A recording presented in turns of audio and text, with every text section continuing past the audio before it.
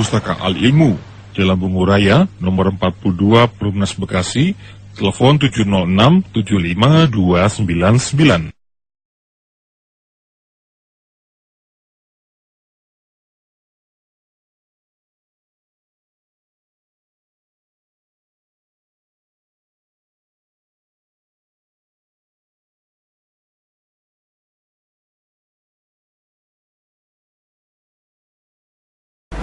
Assalamualaikum warahmatullahi wabarakatuh.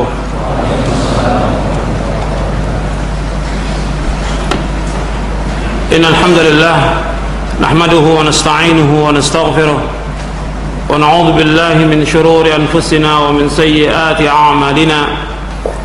Man yahdihillahu fala mudilla lahu wa man yudlil fala hadiya lahu. Asyhadu an la ilaha illallah wahdahu la syarika lahu وأشهد أن محمدا عبده ورسوله يا أيها الذين آمنوا اتقوا الله حق تقاته ولا تموتن إلا وأنتم مسلمون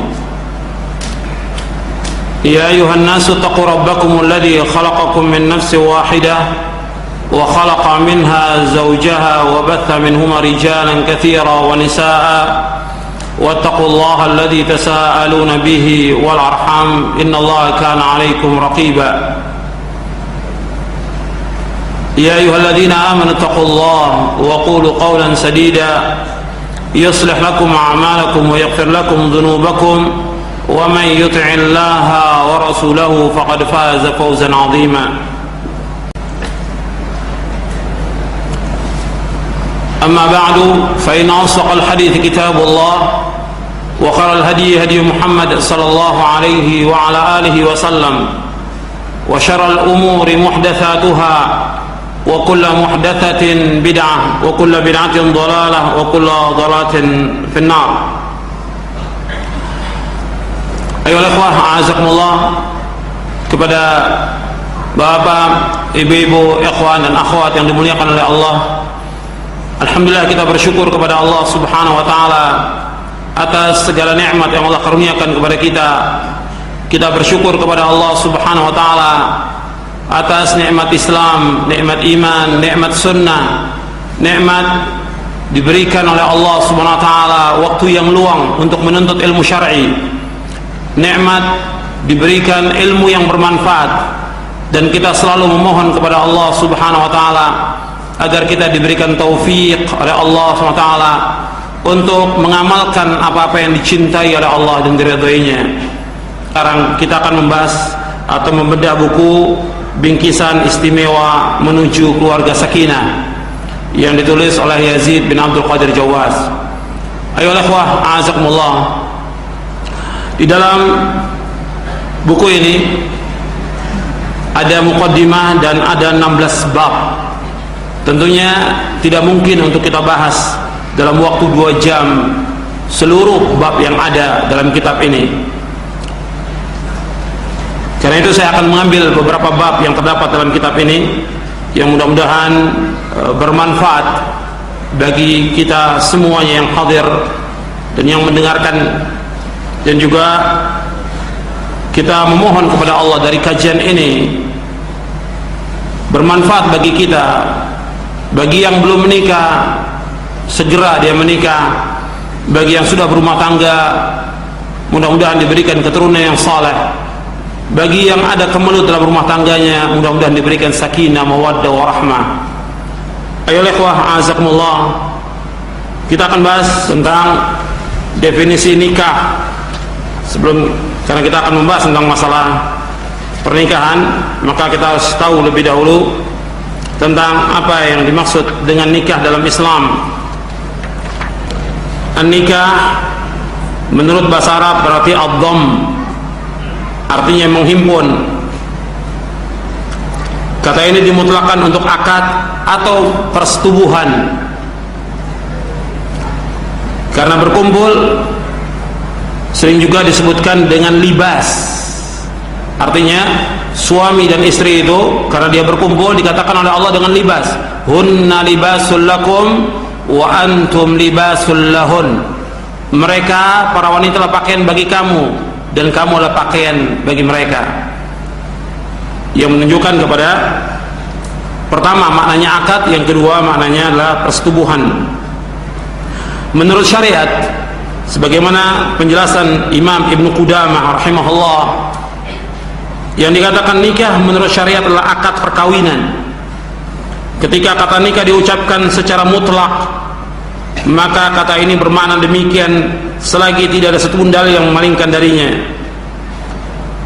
Kemudian Al-Qadhi rahimahullah mengatakan yang paling sesuai dengan prinsip kami, bahwa pernikahan pada hakikatnya berkenaan dengan akad dan persetubuhan.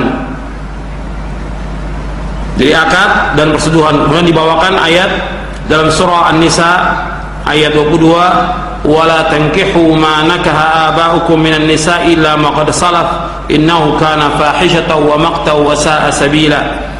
Dan janganlah kamu menikahi perempuan-perempuan yang telah dinikahi oleh ayahmu kecuali kejadian pada masa yang telah lampau.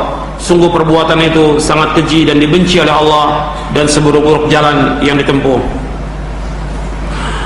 Kemudian ikhwani fiddin, a'azakumullah, setelah kita bahas tentang nikah, maknanya akad bisa juga bermakna persetubuhan dengan dasar hadis Nabi SAW yang sahih. Nabi bersabda, ketika seorang suami akan bergaul dengan istrinya yang istrinya dalam keadaan haid, Allah melarang mencampuri istri dalam keadaan haid dengan dasar ayat dalam surah Al-Baqarah ayat 222.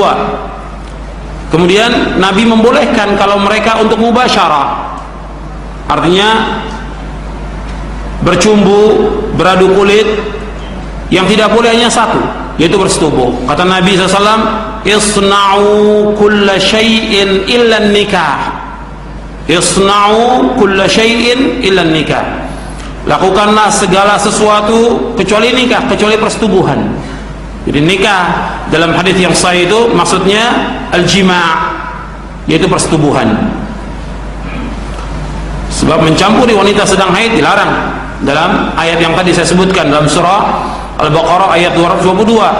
Wa yas'alunaka 'anil mahid qul huwa adhan fa'tazilun nisaa fil mahid wa la taqrabuhunna hatta yathur fa idza tatahharna fa'tuhunna min haitsu amarakumullah innallaha yuhibbut tawwabin wa yuhibbul mutatahhirin. Mereka bertanya kepada kamu tentang masalah haid, katakan itulah kotoran, maka tinggalkan istri kamu di saat mereka sedang haid. Jangan kamu dekati mereka sampai mereka bersih. Apabila mereka telah mandi, maka kamu datangi mereka, kamu campuri mereka sebagaimana yang Allah perintahkan kepada kalian. Sesungguhnya Allah cinta kepada orang-orang yang bertaubat, dan Allah cinta kepada orang-orang yang selalu membersihkan diri. Di ayat ini melarang, kemudian Nabi membolehkan kecuali satu yang tidak boleh, yaitu an-nikah, yaitu al-jima'. Selanjutnya kita akan bahas ikhwan fiddin, a'azakumullah. Yang pertama yang kita akan bahas, bahwa Islam menganjurkan nikah. Islam menganjurkan nikah, bahwa Islam telah menjadikan ikatan pernikahan yang sah berdasarkan Al-Quran dan Sunnah sebagai satu-satunya sarana untuk memenuhi tuntutan naluri manusia yang sangat asasi, dan sarana untuk membina keluarga yang islami. Penghargaan Islam terhadap ikatan pernikahan besar sekali, sampai-sampai ikatan itu ditetapkan sebanding dengan separuh agama. Sebagaimana Rasulullah bersabda, man tazawwaja faqad istakmala nisfal iman falyattaqillaha fin nisfil baqi. Barang siapa menikah, maka ia telah melengkapi separuh imannya, dan hendaklah ia bertakwa kepada Allah dalam memelihara separuhnya lagi. Hadis ini hasan, diriwayatkan oleh Imam At-Tabrani dalam kitabnya Mu'jamul Awsat, dan dihasankan oleh Syekh Al-Albani dalam silsilah hadis